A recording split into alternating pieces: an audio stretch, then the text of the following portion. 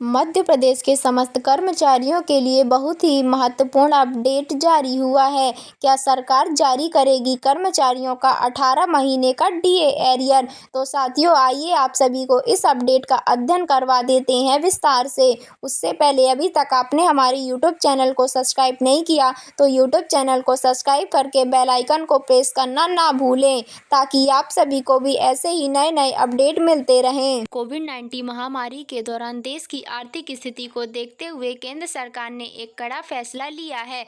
18 महीने तक गरीबी और राहत पर रोक लगा दी गई। यह निर्णय उस समय की आर्थिक मजबूती थी जब सरकार के सामने कोविड से राहत और लॉकडाउन से प्रभावित अर्थव्यवस्था को प्रभावित करने वाली बड़ी चुनौती थी। हालांकि यह निर्णय आर्थिक दृष्टि से था, लेकिन इसका सीधा प्रभाव केंद्रीय कर्मचारियों और पेंशन भोगियों पर पड़ा है। अब जब देश की आर्थिक स्थिति में सुधार हो रहा है और सामान्य स्थिति में वापसी हो रही है, तो केंद्रीय कर्मचारी अपने 18 महीने के निचले स्तर की वापसी की मांग कर रहे हैं। उनका तर्क है कि यह उनका वैध अधिकार है और महामारी की समाप्ति के बाद इसका भुगतान किया जाना चाहिए।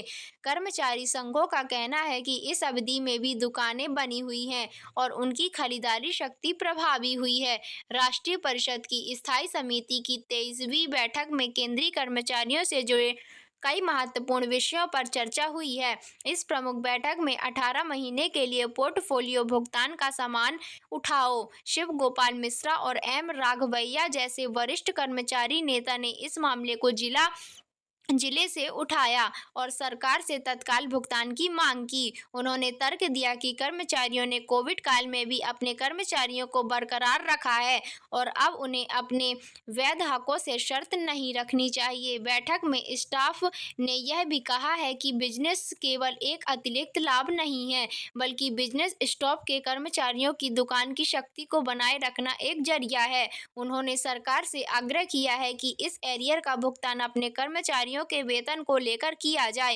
कर्मचारी संघों का यह भी कहना था कि यदि अप्रवासी पूर्ण भुगतान संभव नहीं है तो इसे चरणबद्ध तरीके से किया जा सकता है। वित्त मंत्रालय ने इस मामले में अपना पुराना रुख दोहराते हुए स्पष्ट कर दिया है कि 18 महीने के बाद पोर्टफोलियो का भुगतान संभव नहीं है। मंत्रालय का तर्क है कि कोविड महामारी के दौरान सरकार ने युवाओं के नामांकन पर भारी खर्च किया था और इसका असर वित्तीय वर्ष 2020 और 21 के बाद भी महसूस किया गया है। सरकार ने उस समय के निर्णय के अनुसार आर्थिक मजबूरी के कारण वर्तमान में भी वित्तीय स्थिति इतनी मजबूत नहीं है कि इस अतिरिक्त भार को उठाया जा सके।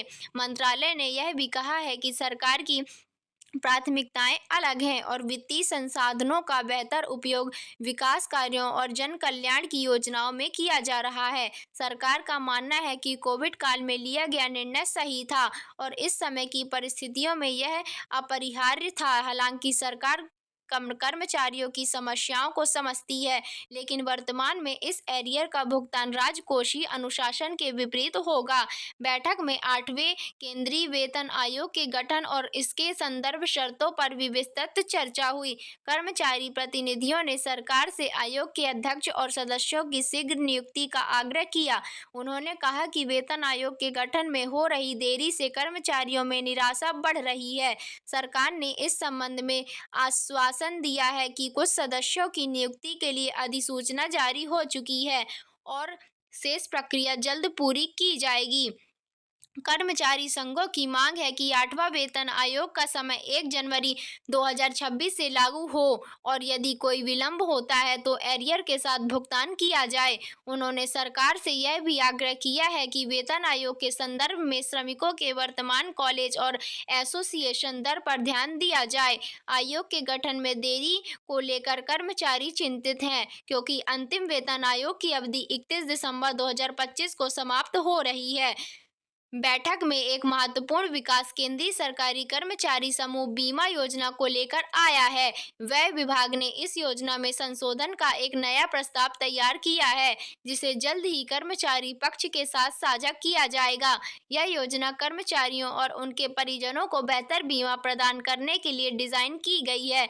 नए प्रस्ताव में बीमा राशि में वृद्धि और बीमा का विस्तार शामिल हो सकता है। कर्मचारी संघों का मानना है कि यह एक सकारात्मक कदम है जो कर्मचारियों की सामाजिक सुरक्षा को मजबूत बनाएगा। हालांकि वे चाहते हैं कि इस नई योजना के साथ साथ उनकी पुरानी यादें पर भी ध्यान दिया जाए। बीमा योजना में सुधार की यह पहली शर्त है कि सरकारी कर्मचारी कल्याण के लिए नई बीमा योजना पर काम कर रही है। इस नए प्रस्ताव की विस्तृत जानकारी बैठक के बाद ही इसके श्लोक का सही संग्रह हो जाएगा। विभिन्न प्रकार के एरियर की मांग को लेकर कर्मचारी संघ निराश हैं, लेकिन वे अपनी मांग को छोड़ने को तैयार नहीं हैं। वे इस मुद्दे को लगातार शेयर बाजार और सरकार पर दबाव शेयर बाजार को जारी रखते हैं। उनकी रणनीति यह है कि यदि पूर्ण भुगतान संभव नहीं तो कम से कम चरणबद्ध भुगतान की शुरुआत की जाए।